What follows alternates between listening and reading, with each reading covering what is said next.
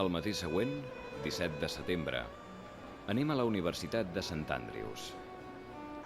Allà ens hi espera un altre partidari del sí, però amb motius molt concrets. Abans, però, ens permeten fer algunes fotografies dels preparatius del referèndum. And fetes said he, but he has lost the look he had in my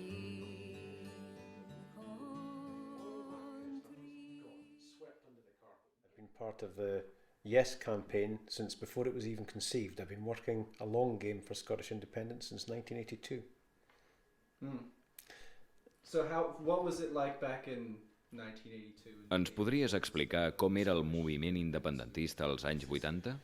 It was far more fragmented and centred on one political party, which was the Scottish National Party. And I came to it from a slightly different angle. I actually came from a household where my mother was a member of the Conservative Party. My uncle was a candidate to stand for Westminster for the Liberal Democrats.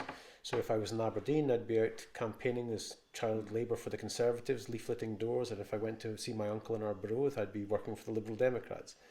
But in 1982, when we got involved in the Falklands War against Argentina, it was an interesting moment because I found myself swept up in the passion and the emotion for Britishness, but the more I contemplated about what was actually going on and what did this patriotism mean, I started to have my doubts. I've no doubts that the people in the Falklands have got the right to be part of Britain if that's what they so choose and that's what they've voted for and that's what they wanted. I think the Argentinian invasion was wrong, but it acted as a trigger for me to start questioning my previously unquestioned loyalty to my mother, her politics, her party.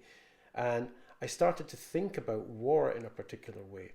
And this coincided with me going to Germany. And I found myself hanging out more with people who were discussing what is the nuclear deterrent, what's it about. And actually my process into the independence movement doesn't come through and from a nationalist perspective. It's not a nationalist narrative. It actually came through what do I want politically to happen in this country I live in. And getting rid of nuclear weapons was one of the things that drove that. And I found myself in quite an uncomfortable situation in the 80s, even admitting that, because I felt unpatriotic. I felt that to want to break up this union would be wrong. But it didn't really enter the debate until much later when I realised that the nuclear deterrent is actually based in Scotland, and it's not just the nuclear deterrent being based here, it's all the waste from the nuclear deterrent is here. It gets washed, much of it gets washed into the River Clyde. Only this year the Ministry of Defence have asked if they could increase the amount of nuclear waste that gets washed into the River Clyde. And I find that really quite interesting, that in Britain's third largest city, we have nuclear waste getting deliberately pumped into a river that feeds through the heart of the city. Independence for me is not the top of my priority list. It's about number 10. I have a whole host of other priorities, which would be to remove the world of the nuclear threat, to remove nuclear energy because it's unstable. We've seen recently in too many cases the problems that are inherent with nuclear energy. I want more renewable energy. I want a greener society. I want a fairer society. And how do you think the independence of Com creus que la independència contribuirà als objectius que tu aspires? I think what would then happen is we would vote in a government that would be true to the movement. I think the SNP, the Greens, the Scottish Socialist Party, and many of the people in the Labour Party as well, who are going to vote no or yes, are actually anti the nuclear deterrent. It's likely they would vote in a government that would see through the ideals of the campaign. That's my hope. And if that being the case, then we would probably find ourselves with a centre-left government that would start moving to rid ourselves of the deterrent. They would be able to step in and protect the National Health Service. They would hopefully introduce legislation that would make sure there is more social equality in the country. We've also got 20% of people living below the poverty line, and hopefully whatever government we vote in would do something to address that.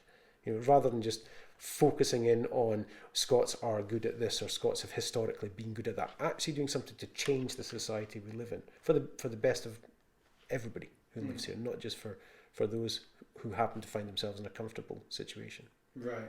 And what would Westminster's role be in the case Quina of seria la resposta de Westminster en l'hipotètic cas que guanyés el sí? what would be shares? Quins serien els termes de negociació?